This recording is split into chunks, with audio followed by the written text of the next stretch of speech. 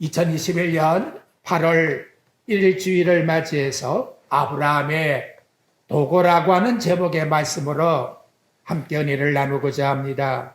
지난 주일 부지 중에 여호와 하나님을 접대한 아브라함이라고 하는 제목의 말씀을 드렸습니다.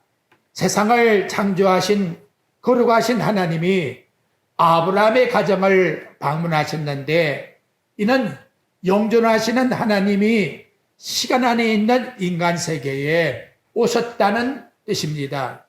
하늘 보좌를 내어놓으시고 뜨거운 날 정오쯤에 아브라함의 가정을 방문하신 것입니다. 얼마든지 천사를 보낼 수 있고 말씀으로 일러주실 수가 있음에도 불구하고 하나님께서 아브라함을 찾아오셨다 하는 것은 하나님께서 믿음으로 어렵다 하심을 받은 창세전에 선택한 당신의 자녀들을 얼마나 지극히 관심을 가지고 사랑하고 있는지를 우리에게 일러주는 사건입니다. 당시에 아브라함의 가정을 보게 되면 도덕적으로 하나님 앞에 아무것도 내어놓을 것이 없는 부끄러운 가정이에요. 왜냐하면 아브라함의 가정에는 하갈이라고 하는 첩이 있었고, 첩의 아들 이스마엘이 아브라함의 가정에 함께 살고 있었다는 거예요. 그럼에도 불구하고 하나님께서 아브라함을 찾아온 것은 창세전에 하나님의 은혜로 그리스도 안에 선택받은 백성들을 이렇게 지극히 끝까지 사랑하고 있다는 것을 우리에게 보여주십니다. 아울러 찾아오셔서 아브라함과 대화를 나누시고 또 음식을 같이 나누셨습니다. 이 얼마나 놀라운 하나님의 큰 사랑입니까? 죄인된 우리 인간에게 거룩한 하나님께서 찾아오셨다는 것은 참으로 감격할 수밖에 없는 은혜 중에 은혜예요.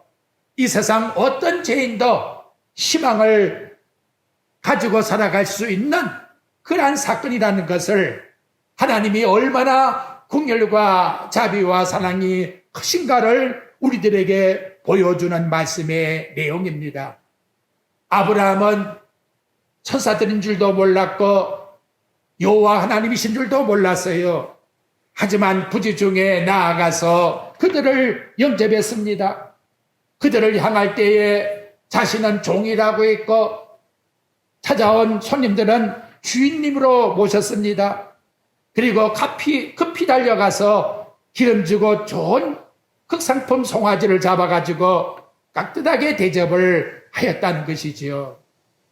이 한 시간 하나님 앞에 나올 때에 영적 아브라함의 자손된 우리들의 마음가짐이 아브라함 같은 마음을 가지고 하나님 앞에 나와 예배를 드려야 합니다. 올날에는 예배를 드리는 것이 아니라 경청하려고 해요.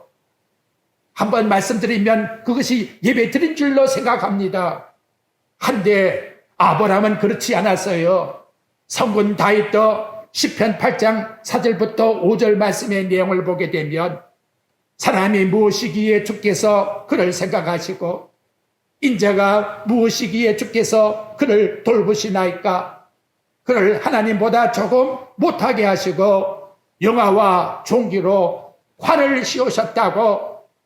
피조물된 인간으로서 저물주 여호와 하나님 앞에 세상의 최고의 극진한 대접을 드리고자 하는 표상을 예배를 통해서 하나님께 경배드렸다는 거예요. 이 한 시간 대면이든 비대면이든 하나님의 자녀된 우리의 도리로서 정말 하나님이 살아계신 나의 조물주 하나님이시고 나에게 죄 가운데서 구원해 주신 나와 여러분을 하나님의 은혜 속에서 품어주셔서 지금까지 인도해 주시는 하나님이신 것을 나와 여러분들이 고백한다면 우리는 하나님 앞에 최고의 최상의 경배함에 존귀함을 가지고 나아가드리는 이 아브라함이 손님을 깍듯하게 접대하듯이 우리의 삶도 이와 같이 하나님께 예배드리는 삶이 꼭 되시기를 주의 이름으로 축원드립니다. 이제 아브라함이 여호와 하나님 앞에 세상의 최고의 대접을 드릴 때에 하나님의 모습이 감춰지지 않고 드러났어요. 하나님이 자기의 신분을 아브라함에게 노출시켰다는 거예요. 그래서 17절 말씀에 내용이 나옵니다. 여호와께서 이르시되 내가 하려는 것을 아브라함에게 숙이겠느냐. 아브라함이 얼마나 깜짝 놀랐겠어요. 하나님이 내 앞에 있다는 사실을 발견하게 되었다는 것이지요. 그러면서 소돔 고모라의 멸망이 있을 것이다 하는 것을 미리 말씀을 통해서 알려주고 있습니다. 그때에 그 말씀을 듣고 돌아선 것이 아니라 즉시 그 자리에서 아브라함은 하나님 앞에 간절한 기도를 드리기 시작했다는 거예요. 이를 우리는 보편적 아브라함의 중보 기도라고 말하고 있습니다만은 저는 중보 기도보다는 성경적인 의미에서 도고의 기도를 드렸다 이렇게 불렀으면 좋겠습니다. 디모데전서 2장 1절에 보게 되면 바울이 도고의 기도를 드리라고 일러줍니다. 중보라는 것은 하나님과 우리 인간 사이에 유일하신 중보자 예수 그리스도만이 우리의 중보자가 될 수가 있습니다. 그래서 디모데전서 2장 5절에 하나님은 한 분이시요 또 하나님과 사람 사이에 중보도 한 분이시니 곧 사람이신 그리스도 예수라. 그래서 오늘 나와 여러분 우리는 하나님 앞에 나아가 많은 사람들의 영혼을 위하여 또한 우리의 관심이 세상을 향하여 하나님께 부르짖을 때에 바로 이 도고의 기도를 드려야 된다고 아브라함처럼 이런 간절한 도고의 기도가 하나님의 백성된 우리에게 있어야 된다는 것을 나타내 주고 있습니다. 독일의 신학자여 순교자인 본 헤프라고 하는 목사님이 계십니다. 그분은 도고의 기도의 중요성에 대해서 이렇게 말합니다. 개인과 공동체가 날마다 스스로 정화하는 모욕과 같은 기능이 곧 도고의 기도다. 나와 여러분이 나 외에 다른 사람을 위해서, 부모를 위해서, 자식을 위하여, 사회를 위하여, 전 세계의 영혼들을 품고 하나님 앞에 함께 기도드릴 때에 우리는 정화의 작용을 할 수가 있다는 것이지요. 우리 신앙생활에 있어서 중요한 신앙의 건덕이 된다는 사실을 우리에게 가르쳐주고 있습니다. 지난 한 주간도 하나님 앞에서 나 자신의 문제가 아니고 타인의 아픔과 고통을 나 자신의 문제와 같이 끌어안고 하나님 앞에 공동적 책임을 가지고 간절한 기도를 들어보신 적이 있는지요? 아브라함 때에는 이러한 걸 느끼질 못했어요.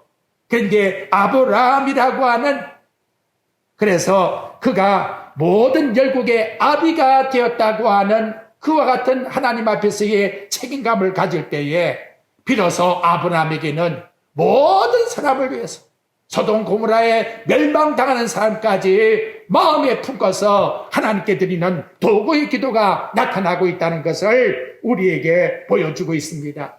그러면 본론적으로 아브라함의 도구의 기도를 살펴봅니다. 여러분 22절 말씀을 보게 되면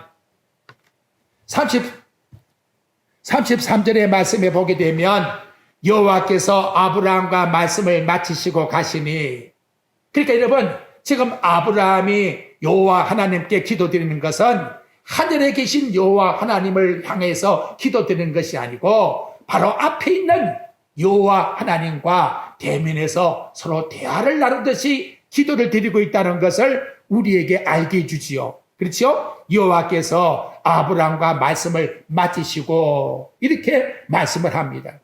자, 여호와 앞에서 라고 하는 말씀을 여러분 우리 22절 말씀에서 다시 보십시오. 하반절에 보면 아브라함은 여호와 앞에 그대로 서서, 여호와 앞에 라고 하는 히브리 말의 파님이라고 하는 말은 얼굴이란 뜻입니다. 얼굴 앞에서. 이거 얼마나 아름다운 사귐과 교제의 모습입니까? 지금 이제 소돔 고모라의 심판은 시작되었어요. 시간이 없어요. 마치 시한폭탄이 작동되는 그런 상태의 모습이라는 것이요.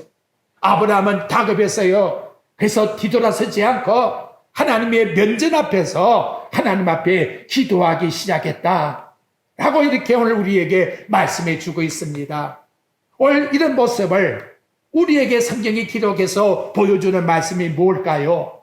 여호와 하나님은 믿음으로 어렵다함을 얻은 하나님의 백성들과 상상할 수 없는 사귐과 교제의 삶을 누리시기를 원하는 것이 하나님의 뜻이라는 것을 우리에게 밝혀주고 있다는 거예요. 아브라함만 하나님의 면전 앞에서 대화를 나누듯 기도하는 것이 아니라 오늘 나와 여러분이 아브라함의 후손으로서 우리들도 하나님 앞에서 마치 소곤대는 마치 친구와 사귐을 가지는 그런 모습으로 하나님께 드리는 기도의 특권을 우리에게 주셨다는 것을 우리는 기억해야 합니다. 히브리서 4장 15절과 16절에 보면 우리에게 있는 대제사장은 우리의 연약함을 동정하지 못하실 이가 아니요 모든 일에 우리와 똑같이 시험을 받으시니로서 죄가 없으시니라. 그러므로 우리는 국리하심을 받고 이를 따라 돕는 은혜를 얻기 위하여 은혜의 보좌 앞에 담대히 나아가라. 이렇게 우리에게 말씀하고 있습니다. 우리가 우리의 신앙생활의 삶에 특권을 주셨는데 은혜의 보좌 앞에 담대히 나갈 수 있는, 당돌하게 나갈 수 있는 특권을 그리스도 예수 안에 믿는 우리들에게 하나님이 허락해 주셨다라고 밝혀주고 있다는 것입니다. 그렇다면 하나님이 이 한 시간도 우리에게 요구하심이 뭘까요? 바로 그것은 아브라함과 같이 하나님 앞에 모든 심령, 범죄하여 심판받을 소돔 고모라의 성의 영혼들을 붙잡고 하나님 앞에 간구하듯이 하나님 앞에 드릴 수 있는 그러한 기도의 모습을 가지고 살아가는 삶을 나와 여러분들에게 요구합니다. 캄캄한 밤에 하늘의 별이 빛나듯이 오늘날 암울한 캄캄한 시대, 코로나 바이러스로 인하여 모든 사람들이 긴장한 이런 시대 속에서 진실로 아브라함같이 하나님 앞에서 전 세계의 영혼을 붙잡고 하나님께 교제하며 사귐을 나눌 수 있는 도구의 기도를 가진 자랄 것 같으면 이것이 바로 하나님이 주시는 영적인 특권이요, 이러한 자를 하나님이 우리에게 원하고 계신다는 것을 말씀을 통해서 내 신앙의 고백으로 꼭 받아들이시기를 바랍니다. 이제 아브라함의 도구의 내용을 봅니다. 간단하게 말하면 소돔 고모라의 멸망을 취소시켜 주세요. 이것이 바로 아브라함의 기도의 내용이지요. 그런 마음이 나온 것은 뭘까요? 소돔 고모라의 죄악의 관영됨을 아브라함도 알고 있습니다. 하지만 그 성에 영혼들을 사랑하는 마음 때문에 소돔 고모라의 죄악이 관영했지만 그럼에도 불구하고 그 많은 영혼들의 멸망당함을 마음의 심히 안타까워서 하나님 앞에서 도고의 간구가 나왔다는 거지요. 특히 소돔 고모라를 생각하면 그 안에는 조카 노세 식구가 있다는 사실을 알았기 때문에 더욱 간절히 하나님 앞에 기도할 수밖에 없었다는 것을 본문의 내용상으로 생각할 수가 있습니다. 마치 솔로몬 왕 앞에 두 여인이 한 아기를 가지고 왔습니다. 그리고는 재판을 해달라고 하는데 솔로몬 왕이 칼을 가져다가 절반을 나누라고 하지요. 산자의 어미는 그 아이를 죽이지 말라고 합니다. 그런데 죽은 자의 어미는 아이를 절반으로 나눠달라고 하지요. 그러니까 산자의 어머니 같은 영혼을 위해서 안타까워하는 마음을 가지는 것이 바로 하나님의 교회, 하나님의 자녀들의 마음이라는 것을 우리에게 보여주고 있는 것입니다. 도구자의 마음은 타인의 영혼을 불쌍히 여기고 또한 그들의 영혼을 위해서 기도해주는 바로 그러한 생활 속에 산다는 것을 오늘 우리에게 나타내주고 있는 것이지요. 광야에 나와서 이스라엘 백성이 하나님 앞에서 범죄를 합니다. 모세는 시내산에 올라가 십계명을 받고 있는데 이들은 밑에서 우상을 섬기고 있지요. 십계명을 받아가지고 내려온 모세가 이들을 바라볼 때에 십계명 속에서 이들이 구원받을 자가 아무도 없어요. 그래서 하나님 앞에 기도하기 시작합니다. 출애굽기 32장 32절 말씀의 내용에 보게 되면 이제 그들의 죄를 사하여 주옵소서, 그렇지 아니하면 오나건대 주께서 기록하신 책에서 내 이름을 지어 주시옵소서. 참으로 이스라엘 백성들의 영혼을 사랑하기 때문에 저들을 지옥 보내고자 하신다면 나를 생명책에서 이름을 지어줄지언정 저들을 구원시켜달라고 하는 안타까운 도구자의 마음에 간구함을 들으시고 하나님이 죄를 용서해주고 있다는 사실을 성경은 말씀해주고 있습니다. 하나님이 죄인까지라도 얼마나 사랑하셨느냐. 여러분 요나서 4장 11절에 보게 되면 하나님의 마음이 요나에게 나타납니다. 여호와께서 이르시되 내가 수고도 아니하였고 제비도 아니하였고 하룻밤에 나다가 하룻밤에 말라버릴 이 박능코를 아꼈다 하면 하물며 이 큰 성 니느웨의 좌우를 분별하지 못하는 자 12만 명이요 가축도 많이 있으니 내가 어찌 아끼지 아니하겠느냐. 가축까지도 사랑하신다고 하나님이 말씀하십니다.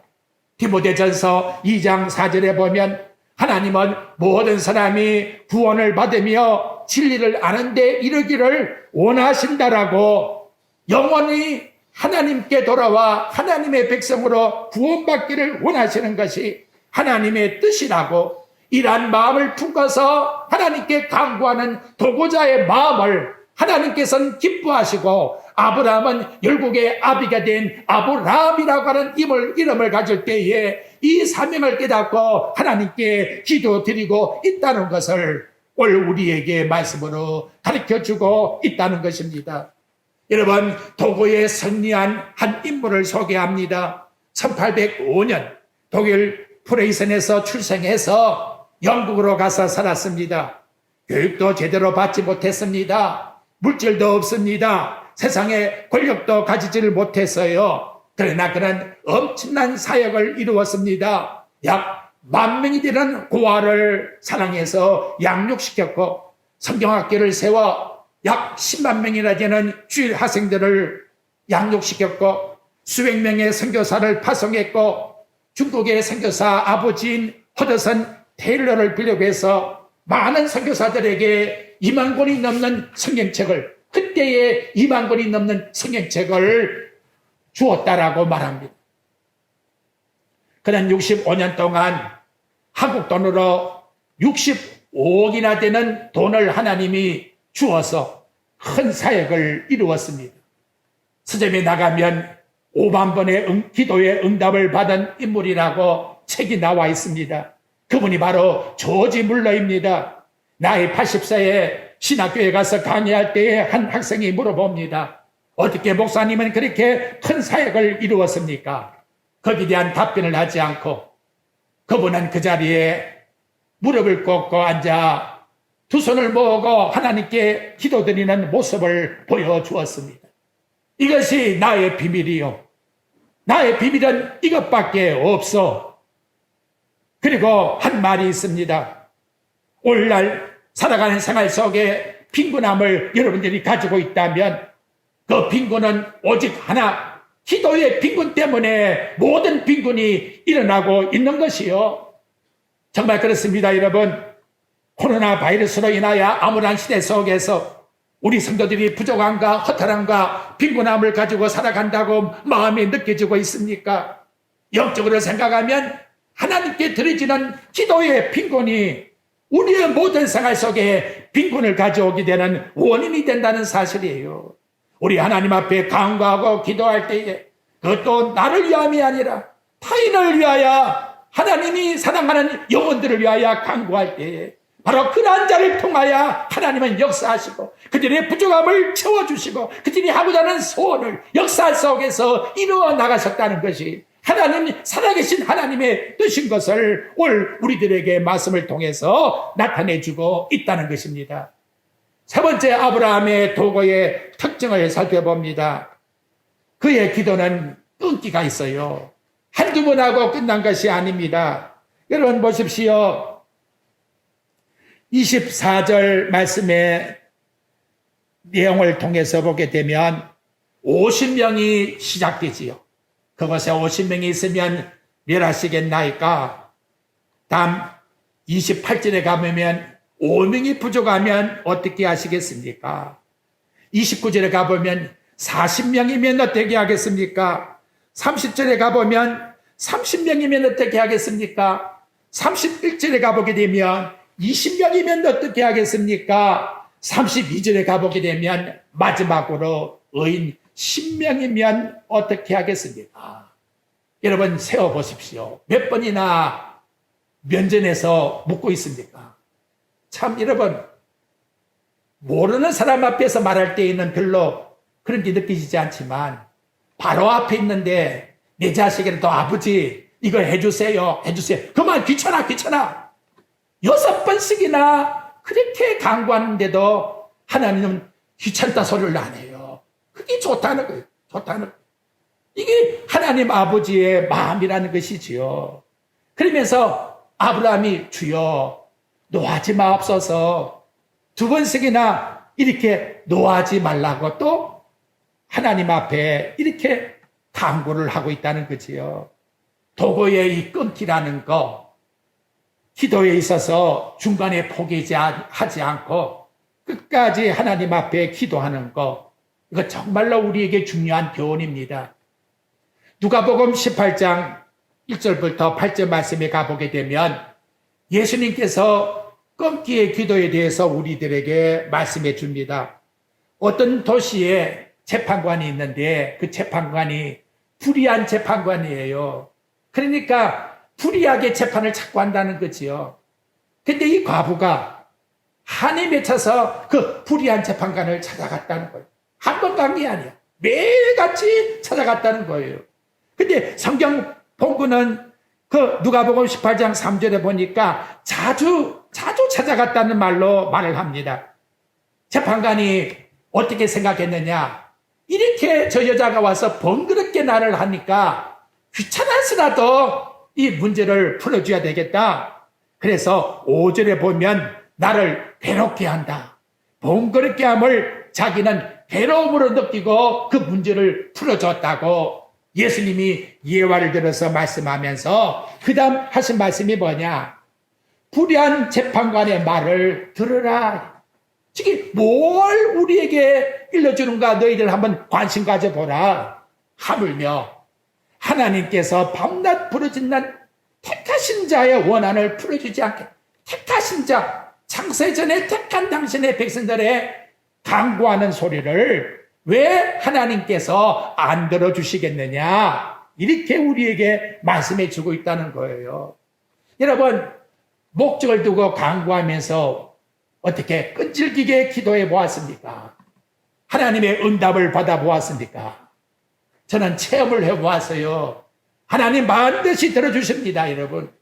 끈질기게 우리 하나님 앞에 하나님의 마음에 합한 뜻을 기도해 보십시오. 아브라함같이 영혼을 사랑하는 마음을 가지고 끈질기게 6번씩이나 간구했다는 거예요. 근데 예수님은 이렇게 예화만 드신 분이 아니라 당신도 아버지 앞에 그렇게 기도합니다. 누가복음 22장 44절 말씀에 보면 마지막 게세마네 동산에서 간구할 때에 하나님 앞에 간구하는 그 기도가 애써 힘쓰고 더욱 간절히 기도하니 땀이 땅에 떨어지는 핏방울 같더라. 이렇게 여러분 4번씩이나 간절한 그 간구함을 누가가 기록을 해주고 있다는 거예요. 히브리 기자는 히브리서 5장 7절 말씀에 보면 그가 육체로 계실 때에 심한 통곡과 눈물과 간구와 소원을 아리웠다고. 우리는 여러분 얼마나 하나님 앞에 통곡하며 눈물을 흘리며 목적을 두고 기도하며 내 소원을 아려보았습니까? 하나님 앞에 기도해보고 안 되면 내가 하는 거지 뭐. 이런 마음을 가지니까 하나님이 들어주시겠습니까? 야고보 사도는 두 마음을 품는 자는 구하지도 말라고 그와 같이 교훈해주고 있다는 것이지요. 오늘날 아브라함같이 정말 6번씩이나 간절한 마음을 가지고 내 가정을 위하여, 자식을 위하여, 민족을 위하여, 코로나 바이러스로 인하여 하나님 아버지 앞에 간절히 나의 문제로 가슴에 끌어안고 기도할 수 있는 도구자 되기를 우리 하나님은 요구하고 계시고 이러한 자를 찾고 있다는 사실을 나와 여러분 기억할 때에 우리 하나님이 무엇을 기뻐하며 어떠한 간구를 드린 자를 기뻐하는가를 우리는 이 본문의 말씀 속에서 깨닫고 바로 이 도구자의 주인공이 나와 여러분이 꼭 되시기를 주의 이름으로 소원드립니다. 이제 오늘 본문의 말씀의 실질적인 교훈을 살펴봅니다. 바로 그거는 하나님께서 도구의 건강함을 하나님이 기뻐하시되 소돔 고모라 성의 멸망함을 자세히 보게 되면 죄인 때문에 멸망시키는 것이 아니라 의인이 없어서 멸망당하고 있다는 사실을 발견해야 돼요. 의인 한 사람이 얼마나 귀한가. 소돔 고모라에 의인 10명만 있다 할지라도 하나님은 멸망시키지 않겠다고 말씀합니다. 소돔 고모라의 멸망은 죄인 때문에 멸망당하는 것이 아니라 의인 10명이 없어서 소돔 고모라가 멸망당하고 있다는 걸 우리들에게 보여주고 있다는 것입니다. 하나님이 이 세상의 역사의 관점을 볼 때에 하나님은 죄인의 다수를 보는 것이 아니에요. 의인의 소수를 보고 있다는 것을 이 한 시간도 기억해야 합니다. 우리가 하나님 앞에 나올 때에 소수의 사람이 나왔다 할지라도 이 자체가 얼마나 하나님 앞에 값진가를 생각해야 돼요. 우리가 소돔 고모라 성에 살고 있었다면 소돔 고모라 성은 멸망하지 않는다는 거예요. 얼마나 나와 여러분이 귀한 존재입니까? 그렇다면 좋은 환경 때문에 좋은 사람이 나오는 것이 아니에요. 좋은 사람이 좋은 환경을 만들어낸다는 사실을 나와 여러분들은 기억해야 합니다. 환경의 문제가 아닙니다. 문제는 하나님께서 찾으시는 의인이 문제라는 거예요. 환경의 문제가 아니라 하나님의 사람이 됨됨이가 문제라는 것을 우리에게 나타내주고 있다는 거예요. 에레미야 5장 1절에 보면 예루살렘 성에 의인 한 명만 있다 할지라도 진리와 공의를 행하는 자 한 명만 있다 할지라도 내가 이 성을 멸하지 않겠다고 말씀하고 있다는 것입니다. 여러분, 이 한 시간도 우리는 탓하고 있지요. 남편 탓하고 있고 아내 탓하고 있고 환경 탓하고 있고 누구 때문이라고 탓하고 있지만 따지고 보면 탓할 문제가 아니에요. 내가 의인이 된다는 것, 내가 하나님 앞에 바르게 서서 바르게 살아간다는 것, 이 자체가 얼마나 귀한가를 다시금 우리는 말씀을 통해서 기억을 하셔야 합니다. 애굽의 보디발 집을 보십시오. 하나님께 복받을 사람이 아니에요. 근데 보디발의 집에 누가 요셉이가 들어가니까 우상을 섬기는 그 애굽 보디발 집안 군대 장관 집안이 복을 받더라는 거예요. 자비가 얼마나 오묘합니까? 나반 보십시오. 우상 섬기는 사람인데 거기에 조카 야곱이가 들어가니까 그 가정이 복을 받더라는 것이지요. 무엇을 우리들에게 의미해 주고 있나는 세상을 탓하고 피가 날 것이 아니라 남을 보고 탓하고 피가 날 것이 아니라 나 자신에게 문제가 있다는 것을 우리들에게 가르쳐주고 있다는 거예요. 오늘 우리에게 아브라함 같은 존재, 모세와 같은 존재, 하나님 앞에서 문제를 붙잡고 하나님 앞에 간절히 간구할 수 있는 그런 도구자를 우리 하나님이 찾으신다는 것을 우리는 이 한 시간도 하나님의 말씀을 통해서 내 자신에게다가 꼭 적용을 시켜야 되겠습니다. 이제 마지막 사회성을 보고 마치겠습니다. 하나님은 삼위일체의 하나님이십니다. 성부 하나님, 성자 하나님, 성령 하나님이십니다. 삼위일체라고 하는 것 자체는 하나님의 일체 속에 사회성을 우리에게 보여주는 거예요. 삼위가 있지만 일체로서 역할을 하고 있다는 것을 우리에게 보여주고 계신다는 것입니다. 그렇다면 오늘 우리들의 생활 속에서도 하나님이 요구하심이 뭐냐? 당신의 사랑하는 자녀들이 이 땅 위에 사회의 구성으로서 사회성에 대한 역할을 하고 있는가? 이걸 우리에게 하나님께서 교훈해 주고 있다는 거지요. 예수님이 이 땅에 오셔서 너희는 세상의 빛이라, 세상의 소금이라 이렇게 말씀을 합니다. 빛이란 것도 자기 자신이 타야 되지요. 소멸돼야 되죠. 소금도 녹아야지요. 그래야 타인에게 좋은 걸 제공해 줄 수가 있다는 것이지요. 근데 중요한 것은 여러분, 마태복음 25장 말씀에 나가보니까 마지막 날에 예수님께서 물으시는 것이 뭐냐? 임금님이 모든 사람들을 심판할 때 물으시는 것이 너 업적과 너 공로가 뭐냐? 그걸 물어보시는 것이 아니더라는 거지요. 거기에 내용에 보니까 너 줄인 자, 목마른 자, 나그네, 헐벗은 자, 병든 자, 옥에 갇힌 자를 돌보았느냐? 올 하나님의 자녀로서의 사회성의 역할을 너희들이 어떻게 했느냐? 그걸 마지막 왕이 당신의 자녀들에게 물어보고 있더라는 거지요. 그러면서 하신 말씀이 뭐냐? 너희가 네 형제 중에 지극히 작은 자 하나에게 한 것이 곧 내게 한 것이라. 우리는 모두가 다 내 자신에 대한 초점을 맞추기 때문에 내 자아의 욕심을 생각하고 살아가려고 하는 것이 우리 인생의 삶의 목적으로 살려고 해요. 그런데 하나님께서 이 땅에 우리를 보내준 것은 사회성을 가지고 살아가는 하나님의 자녀가 되라고 우리에게 가르쳐주고 있습니다.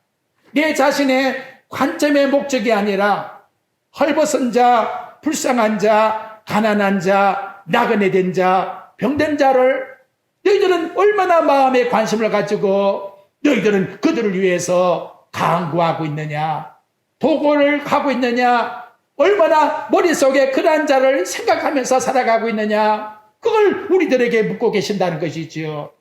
아브라함이 바로 이러한 마음을 가지고 소돔 고모라 성을 향하여 도구의 강구를 드림도 바로 그리스도인의 사회성을 우리들에게 보여주고 있다는 겁니다. 앞으로 무더운 날씨 가운데서 정말 내 자신도 지키기 어려운 그런 날씨 속에 살고 있지만 하나님 정말 나에게 원하는 것은 나보다도 남을 배려하는 마음을 가지고 이 세상에 얼마나 나보다 못한 사람이 있을까? 그러한 사람을 생각하고 그런 사람을 위해서 도구할 수 있는 그런 강구자로 살아간다면 하나님은 바로 이러한 자를 아름다운 하나님의 백성으로 삼으시고 이러한 자의 기도를 들으신다고 말씀을 합니다. 이러한 마음 속에서 여러분 전도가 나오고 선교의 목적이 나온 거예요. 또한 구제의 목적이 나오는 것입니다. 바로 이러한 삶을 살아가기를 우리 하나님이 요구하고 있다는 사실을 기억하시고 오늘 아브라함이 하나님 앞에서 6번씩이나 이런 사회적 이런 문제를 가지고 간절히 간구했다면 우리도 이러한 목적을 가지고 하나님 앞에서 하나님 보시기에 아름다운 하나님의 자녀로서의 삶으로 살아갈 수 있는 그런 믿음의 생활이 꼭 되어지기를 주님의 말씀으로 축원드립니다.